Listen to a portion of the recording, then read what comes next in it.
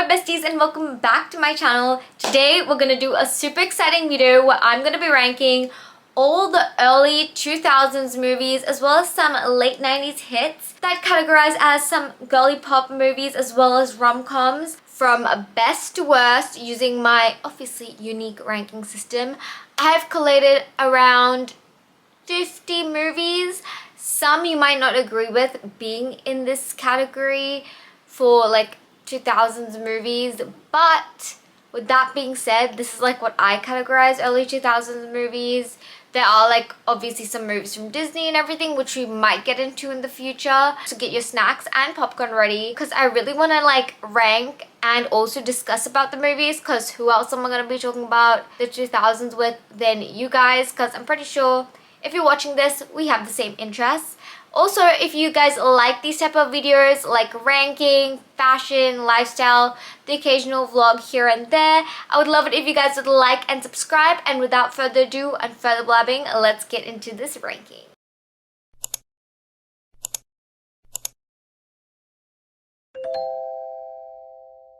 Okay, let's address the elephant in the room. These pigtails are like sisters, not twins. I tried to get them even, it just didn't work out.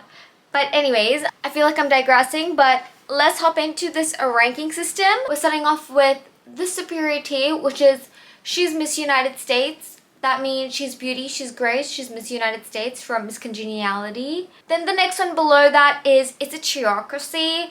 And this is where Kirsten Dunst says it's not a democracy, it's a cheerocracy, meaning it's a way of life. So the movies that I put in this section is the ones that really shaped me as a human being, and it's a way of life. Like, I feel like people who watch it are a certain way and believe in certain things versus if you don't like them. Now this is me being really general with this, like generalizing people, but this is my ranking system, so I thought I'd have a little fun with it. But essentially that's what this tier is. Then we have That's So Fetch, because in this case, in my video, we are gonna make fetch happen, where at the moment in time, I do enjoy watching the movie, but I never go out of my way to choose to watch that movie. So they're good movies, I love them, but I wouldn't voluntarily watch them. And then below that, we have Useless and Disappointing from A Cinderella Story, where she said, waiting for you is like waiting for rain in a drought. Useless and disappointing. Damn. Sometimes I really wish I could say lines like that to any of the guys I meet, but at the time I usually just freeze. But you know, people say to dream big in life, and that's my dream. To say witty one-liners, which I can't do. So these movies, I expected so much more from it, but they disappointed me in more ways than one. And then last but not least, we have the absolute worst movies that honestly you shouldn't waste your time on, and it's the bottom tier. When I close my eyes, I see you for what you truly are, which is ugly, okay? That quote is chef's kiss, top tier. So now that we've gotten through our ranking system, let's start off with putting these movies in place. Bring It On, All or Nothing. We have to start off with top tier as usual. For me, it's a cheerocracy. It's a way of life, because I know if you love Bring It On movies, you freaking ride or die for them. Obviously my favorite is All or Nothing, but I'm gonna put the one with Gabriella Union, Kirsten Dunst, and Hayden Panettiere all in one. But for me, again, Bring It On, All or Nothing is god tier out of the Bring It On series. So for me, it's a lifestyle. If you love these movies, you love these movies, and this movie shaped me to be who I am today. Bring It On addressed issues that were so ahead of its time. Looking back at it now, I feel like more children or people or girls growing up should watch movies like this, especially in such a racist country like Australia. I feel like people should really climatize to themselves that, you know, the world isn't just white only and there are other cultures around them. But yeah, a little dig at Australia right there, but you know. Moving on, let's go to 2 weeks notice. This is gonna be a bit of an unpopular opinion. As much as I freaking love Sandra Bullock and all her movies, I felt like 2 weeks notice was just a weird fever dream. Two universes coming together, because I always see Sandra Bullock in movies like Miss Congeniality, The Heat. Like, she has and plays a certain role, which I love. And then I see Hugh Grant, who I know from Love Actually and those iconic movies, coming together, and I'm like, this does not sit well with me. I mean, and also the fact there was no chemistry there. So I know that some people are gonna like absolutely roast me for putting this in this ranking section, but I stand by my opinions. Okay, let's move on to my favorite, Legally Blonde. She's beauty, she's freaking grace, she's Miss United States. When I say I love this movie so much, the fact that I bought the DVD, yeah. Anyone beyond Gen Z would not understand how much it means to buy a DVD. This movie used to help get me through uni, the SATs for the US, but the HSCs in Australia. Every time I felt down, demotivated, I used to just put this movie on and it just recharged my motivation battery. I honestly don't know where I'd be without watching this movie, and Elle Woods being a role model for me. This is beyond top tier. This is like a religion at this point. Next up we have Definitely Maybe. I don't see the point in this movie. I don't see why they created, out of all the Ryan Reynolds movies, putting Green Lantern into the mix, okay, even though that was a shit show of a movie. This movie was horrific, okay? So it's going in When My Eyes Are Closed to See For What You Truly Are, which is ugly. It was ugly. There was no freaking storyline, no chemistry between anyone. I was confused half the time. This movie left me feeling depressed. The ending was depressing. So, I mean, it wasn't sad, but it was like, the whole point of the movie was that, I don't know, 2000 movies have very, sometimes cliche storylines, but in the best way possible. This wasn't cliche. I felt like I wasted like 2 hours or so of my life. So please do yourself a favor and just don't even bother watching this movie. Oh my god, let's move on to, we have Angus Thongs and Perfect Snogging. Now when I say, like, I had crushes on guys before when watching a movie, but when I say, the moment I saw Aaron Taylor-Johnson, I was like, screw everyone and everything. This was pre-Marvel, by the way. I was in love with him. Like, I had a physical crush on him when watching the movie. I was like blushing, okay? Plus, the lines, Libby, stop putting Angus in the fridge. I feel like growing up as a teen, they talked about such taboo things that usually girls don't really say they discuss. So it felt like you were part of Georgia's friend group, and it gave you that intimate feeling where you feel like you're part of their little like girl group, which I absolutely loved. And even to this day when I watch it, I just feel all giggly like a teenage girl inside. Movies these days, man, they don't give you that feeling like they used to in the 2000s. So that's why this is like She's Beauty, Georgia, by the way, who's married to Rupert Grint. Talk about multiverse of madness, okay?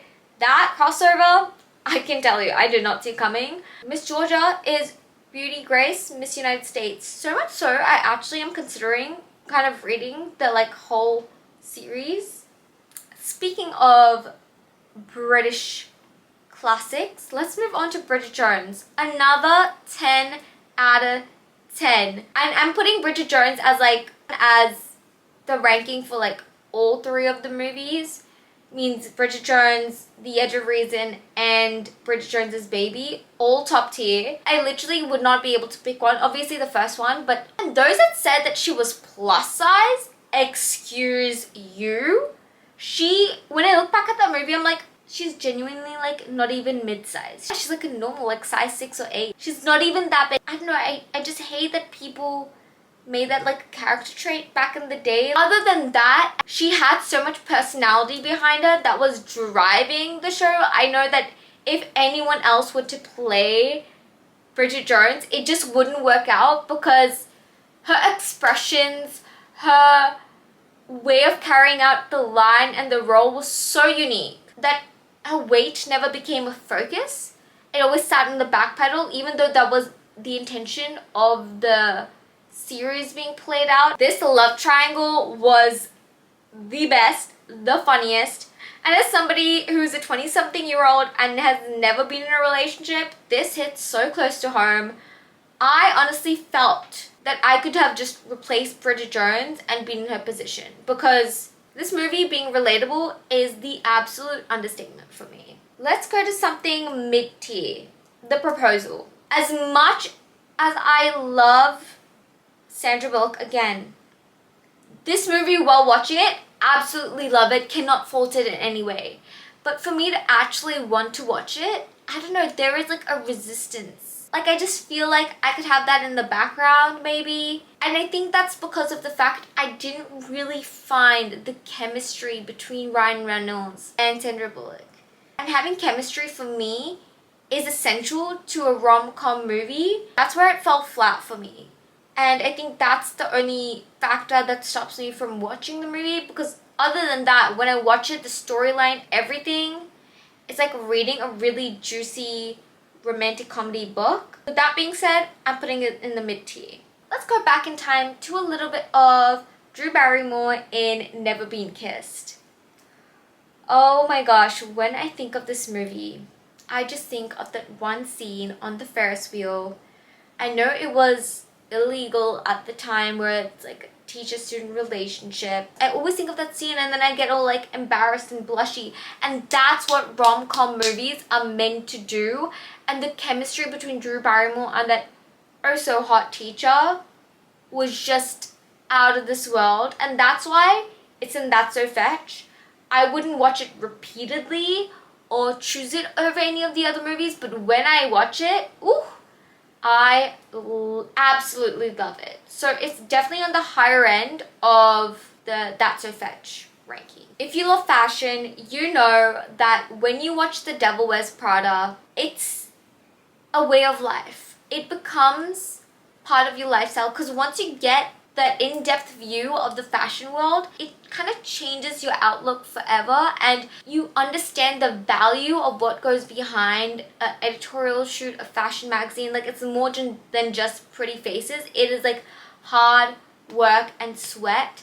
Plus, Miranda Priestley scared the living bejesus out of me, and she is the definition of a horrible boss. But Meryl Streep's acting, she can make you shit your pants if she's playing like a wicked or evil role. I would not want to be in Anne Hathaway's position, but everyone's acting was a 10 out of 10, phenomenal. So that's why I'm putting it in. It's a cheerocracy because it's a part of a lifestyle, and I feel like it's a part of anyone who loves fashion brain development when growing. Ooh. Another giddy one. 17 again. That's So Fetch. Okay, that movie was definitely fetch. Zac Efron. They're the reason I have a lot of high expectations when it comes to relationships. But my high expectations could be honestly taken as bare minimum. You know? I digress. But Zac Efron in 17 again. This was his post-High School Musical era. I feel like Zac Efron, in a way, grew up with my taste in men, because I loved him in High School Musical.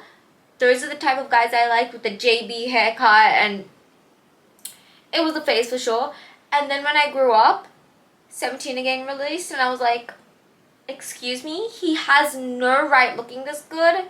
And then him being like super like responsible and like, I don't know, above mature, because obviously he goes back in time, but still like mature for his age, and me being also a mature person, like emotionally mature person, this just was a match made in heaven and made me literally want to marry him by just watching this movie. I know it's not real, but still, I can go on about how much I love Zac Efron. But moving on, let's go to Clueless.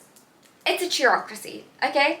Another 90s classic, late 90s I would say. Her closet is what dreams are made of, okay? I love the outfits. Now, growing up, I do not tend to watch this movie as much, and honestly, for the most part, I would watch the movie for Paul Rudd. This makes me seem like I was super boy crazy. I'm not boy crazy. I just now realize this. Maybe I was boy crazy, but like movie boy crazy, if that makes sense. In terms of diversity, I feel like having a redhead and a person of color in a movie in the 90s like this that's like the most diverse they got. But look, something is always better than nothing, and I feel like that's why I can always go back to watch it, because this is true American culture, you know? I like to be a little bit delulu about that. Okay, so let me live. Let's move on to another movie, okay? Ugh is a description. It's a boy-girl thing. I will never see the hype about this one. I never understand why people would like this movie. For me, that is my worst nightmare, to wake up in a guy's position, in a guy's body. For me, it's just icky. And then the fact that it's a rom-com, and it's so wrong on so many levels in my book. So that's why it's in the trash tier. How can I talk about the 2000s without talking about Mean Girls? Hello? Go Glenn Coco. She is Miss United States. She is beauty. She is grace. Oh my god, this movie is such a weird comfort movie in the best way possible. And sadly enough, I didn't get the hype around it when I was in high school, but post high school, I became obsessed with it. And my best friend at the time was so obsessed with Mean Girls, and no offense, I did not get it. I did not understand why she liked it so much, but it was like crude humor for teens, and I absolutely loved it. Again, if this came out today, it would not fly. It would not go over so well. But because it was released in the 2000s, people didn't take everything so seriously, and that's why I feel like this was a hit, and rightfully so. I mean, it had all the stars in it, plus Amy Poehler, plus Tina Fey. Absolutely love it. Cannot fault this movie in any way. On the same ranking system, Princess Diaries. Princess Diaries is and forever shall be a comfort movie for me. Like, I can put it on in the background and it takes away my anxiety. As weird as that sounds. Like, I can watch it and my stress will just go away. I'm still waiting for my grandma. I'm in my late 20s, but I still believe that I am the princess of some exotic country, and I'm just waiting for her to tell me and for me to officially take the throne. And I've felt that way since I was 16, so I'm just waiting for the moment, you know, whenever she's ready, whenever she feels like it, I will be waiting here for her. Julie Andrews just gives me that, like, I can feel the love and elegance. I think it's just that elegance and class that comes through. I love her so much, and forever will. So this is honestly, she's beauty, she's grace, she's Miss United States. I can watch this every single day and never get tired of it. Let's go to John Tucker Must Die. For me, this is a cheerocracy, okay? This movie was so hilarious, and nowadays you can't come out with movies like this, especially with the heading John Tucker Must Die, because automatically you'll go to horror. This movie had nothing to do with John Tucker dying. This was just so fun, and every girl's kind of fantasy. So you got to live out that fantasy and imagine the guy who did you wrong in John's place and just live vicariously through the girls. Again, this movie made me feel like I was a part of their lifestyle and part of their friendship group. So that's why I'm putting it into its cheerocracy, because it's a part of your lifestyle. If you love this movie, it just felt like you lived that life with them, if that makes sense. So that's why I'm putting it way up there. The Notebook, I would say That's So Fetch. This movie absolutely destroyed me, killed me, annihilated me, had me sobbing for a week straight. Then my broken-hearted ass went and borrowed a book from the library. That was this book, along with all the other Nicholas Sparks books, and was crying for days reading it. I don't know what medication I needed at the time, but clearly this was not helping.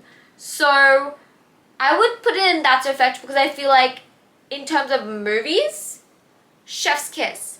My emotional capacity to deal with the movie, 0. I think I convinced one of my friends at the time to watch it, and she was like, this movie is ridiculous. I'm never gonna cry. You're being super emotional. You're too sensitive. She was freaking sobbing. And I think at that time, I got over, maybe I was emotionally numb. Maybe I'm getting too deep, but I was looking at her and I was laughing, and I'm like, see girl, I wasn't broken. I probably was, but anyway. I wanted to just feel validated that maybe I wasn't fully broken. And obviously this movie sparked my love for Ryan Gosling. And again, people have so many issues with all these movies nowadays because they're so sensitive, and they're like, oh, this is problematic because he threatened her to go on a date with him. And you know what? That was a romantic gesture, people. Okay, I know it was dangerous, but back in the day it was romantic. And put yourself back in the day, okay? Movies are meant to transform you and take you through time. That's the whole point of it. If it was set today, this would never happen. And that's why movies nowadays are shit. Had to get that out. Okay. I'm going to take a break on that. But Ryan Gosling had my heart. So much so I had a Ryan Gosling calendar. Yeah, for a year straight. And then obviously he got married, and then that put me off Ryan Gosling. I feel like celebs that I'm in love with, when they get married or hitched, I'm just like, I can't imagine myself with them anymore. Like, I just feel betrayed, so then I just throw them away mentally, you know? Like, they're in the undateable category. Anyone else? Just me? Okay. Let's go to Miss Cameron Diaz in What Happens in Vegas. Again, useless and disappointing. Same thing with 2 Weeks Notice, no chemistry. Although I did love Ashton Kutcher, I thought I would love this movie because Ashton Kutcher was in That 70s Show and I was obsessed with that TV show. But I feel they were just from two different worlds. No chemistry between them. Cameron Diaz looked stunning, but I just felt like I, again, wasted 2 hours of my life. Next we have Almost Famous. And for me, unfortunately, this was also useless and disappointing. Although that one outfit did stick out to me, the outfits in this movie, chef's kiss. But the overall storyline, forgettable, to say the least. I know this movie is some of other people's favorites though, so I don't want to seem too harsh. But at the same time, I'm sorry, it just... By the way, I still have my laptop here, so I'm looking down. I should have a table that's like this. I don't know why I'm sitting so far back. But yeah, it's just... It sat so flat with me. Another one, top tier, Charlie's Angels. This movie, 3 badass chicks from the Moulin Rouge. No, I'm just kidding. This movie had Drew Barrymore, Cameron Diaz, and Lucy Liu. For me, that's the Holy Trinity, okay? This movie shaped me as a human being growing up, shaped me into the baddest bitch that I'd like to believe that I am when I'm not crying, okay? I love this movie. I love that they turned female sexuality into something so powerful, and usually a lot of the movies back in the day used to either hypersexualize women in a way that made us feel uncomfortable, but never in a way that felt empowered.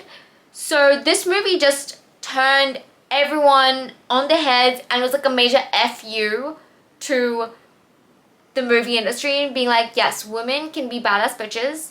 And they kind of modernized the TV show a little bit. The storyline, amazing. It had the guy, god damn, I don't remember his name, but he was an Iron Man, so the villain, amazing.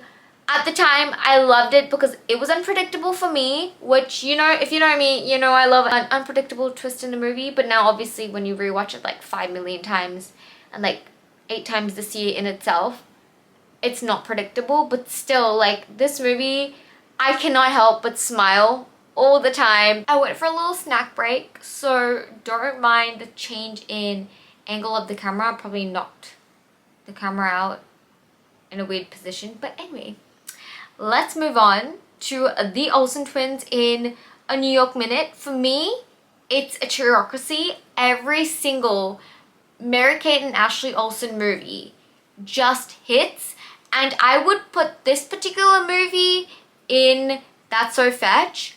But if you grew up watching them and having a love for their fashion sense, this truly is like why I watch Mary-Kate and Ashley movies, the Olsen twin movies, because I literally just wanted to analyze their style and replicate it. So essentially, that's why it's a way of life. So that's why I put this in It's a Cheerocracy. This movie didn't really do much for me, so I don't know whether I should put it in That's So Fetch. Yeah, this movie wasn't one of my favorites, so it's in That's So Fetch. I enjoy when I watch it because I thrive. It's like I live vicariously through their fashion choices. But tell me were you a Mary-Kate or Ashley girl? I feel like each movie I'm either a Mary-Kate or an Ashley. I'm never like a combination of the two in terms of like their fashion sense.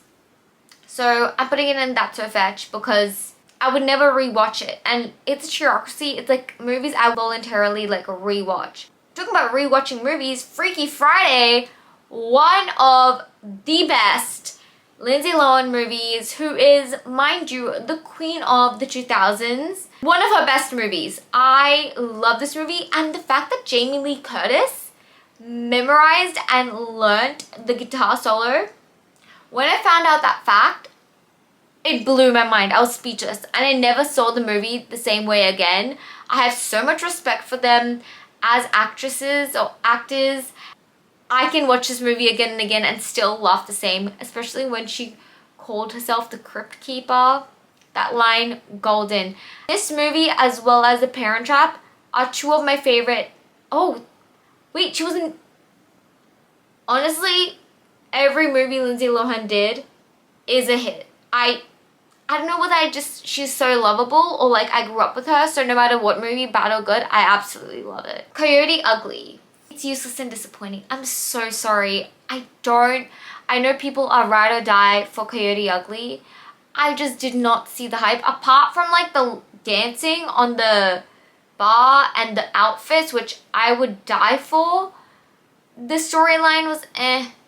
I mean, I don't know what I expected, but with the hype, I just expected so much more. And this is why I don't have expectations when I'm watching these movies, because then it just sets me up for disappointment. And again, this is my personal experience. But those of you that love this movie, damn, you guys really go all out, and I have major respect for that. 27 Dresses. When I talk about this movie, I always think about cultural appreciation. And this movie, out of all of Katherine Heigl's movies, apart from The Ugly Truth, is one of my favorite movies by her. It's so wholesome. The fashion, in terms of getting to see a quirky fashion taste, this movie just really hit the nail on the head with that one. Again, cultural appreciation done right by the director of this movie. I honestly could watch this movie again and again, also because the chemistry between James Marsden and Katherine Heigl were like through the roof. Okay, if I could have 27 bridesmaids, I don't even know how it's possible being in my 20s, because I'm the age that she's at, kind of almost at that age, but people around me are getting married and it just freaks me out. So let's not get into that. I will clearly have an existential crisis on camera. Let's distract myself with She's All That. When I close my eyes, I see for you what you truly are, which is ugly. I don't get the hype about this movie. I didn't enjoy it. In fact, I don't think I even finished this movie. I know you guys are like, you haven't given it a chance, blah, blah, blah, blah. But honestly, why bother waste my time? I feel like after being scarred from Definitely Maybe, I did not want to waste my time watching this movie. If you guys really recommend, I might watch it in the background. 13 Going on 30. Useless and disappointing. I know. I'm really hitting on the unpopular opinions right now, but over here in Australia, they call it Suddenly 30. What a gross title for a movie, like Suddenly 30. Like, seriously, at least 13 Going on 30 gives you a little bit of taste for what the movie's about. I don't know what I expected, but I expected so much more. And again, my expectations were too high for what it delivered.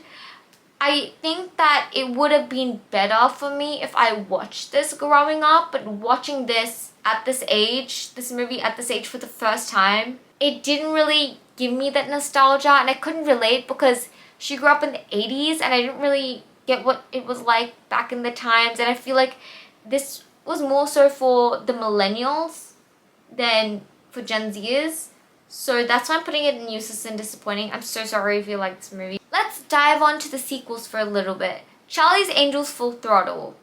For me, this is That's So Fetch. It just did not, it was missing something. I don't know what it was missing, but when I watch it, I'm obsessed. I live, breathe, die. But it didn't have that X factor that the first movie had. I feel like it was very predictable, And also the storyline did not make much sense.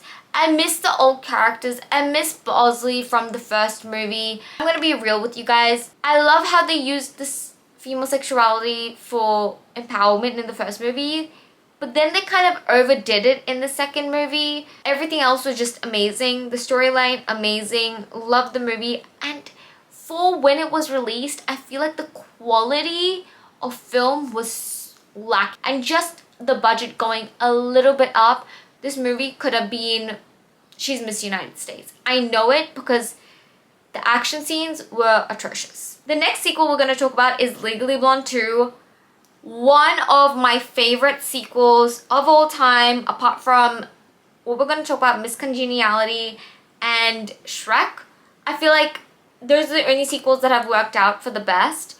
And also Bring It On, but that's more like a series. You know what I mean. But Legally Blonde 2, Red, White, and Royal Blue. Red, White, and Blue? Red, White, and... what is it? Red, White, and Blonde. Royal Blue. Oh my gosh. I was thinking of something else. But this movie, amazing, funny, again, addressed serious issues, but did it in such a nonchalant way. And I love the message behind all the movies of Legally Blonde. The motivation was still there. It wasn't cheesy. I love Jennifer Coolidge. You look like the 4th of July. Oh my god, that line, killer. That makes me want a hot dog real bad. Her lines, chef's kiss, love the movie. I literally smile when I think about it. So it is in She's Miss United States. It would be wrong for me to put it in any other category. Speaking of Miss United States, Miss Congeniality. I remember watching this in the movies and loving it back then, still loving it now. I don't know how they were able to develop her character even more and I guess like show us a different side of her. And again, this movie focused more on female friendships rather than relationships, which was so rare back in the day. That's why I think I love Legally Blonde and Miss Congeniality, because all these movies are not relationship focused, apart from Bridget Jones and Angus Song's Perfect Storm. But you know what I mean? They're not relationship focused. They're all about female friendships and empowerment and strength, and done it in such a kind of easygoing, nonchalant way. And Regina King being in this movie, I could not have asked for a better dynamic duo myself. So that's why it's in She's in Miss United States. Oh, I can't believe I didn't talk about the first movie. Silly me, but Miss Congeniality, obviously, as it should be, in top place. This movie shaped me, who I am as a person, and I really want to be her for Halloween this year. I don't know how I'm going to pull it off with the red hair, but I really want to figure something out to pull this off. Okay, with the fact that I honestly have all these movies left and I have been talking for more than an hour, editing me is gonna hate me if I don't stop here and save the rest of this video for a part 2. But I hope you guys liked this video so far, and I would love to know your favorite or least favorite 2000s movies. And also if I've missed anything in the movies down below, so I can probably add it in before the next video, or maybe do a part 3. But thank you guys so much for watching. I appreciate any of you guys who have stayed through to the very end. I would obviously love it if you guys would like and subscribe to my channel, because obviously it's taking a lot of time and energy for me to make these videos, but I love doing them and I would love to build a community over the same interests. And I'll catch you, my beautiful best friends, in the next video. Bye!